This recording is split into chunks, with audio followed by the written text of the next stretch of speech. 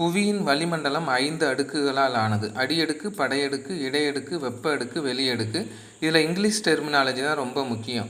Troposphere, stratosphere, mesosphere, thermosphere, exosphere. இந்த அடியடுக்கு இருக்குது பாருங்கள்.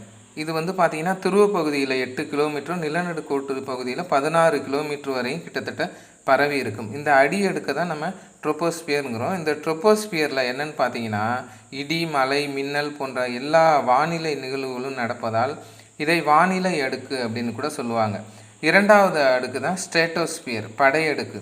இதில் பார்த்தீங்கன்னா பயணிகள் விமானம், அடுத்து ஓசோன் அடுக்குன்னு கூட சொல்லுவாங்க. ஏன்னா ஓசோன் லோயர் இந்த ட்ரோபோஸ்பியரில் தான் இருக்குது. இது டிஎன்பிசியில் கேட்டிருக்காங்க. ஓகேவா. அடுத்து இராணுவ விமானங்கள் பறப்புது, வானிலை பலூன்கள் பறப்புது, எல்லாமே இந்த இரண்டாவது அடுக்கில் தான். மூன்றாவது அடுக்கு பாருங்கள், இடையடுக்குன்னு சொல்லுவாங்க, மீசோஸ்பியர். இது இடைநிலை அடுக்கு அப்படின்னு சொல்லுவாங்க. இதில் தான் அந்த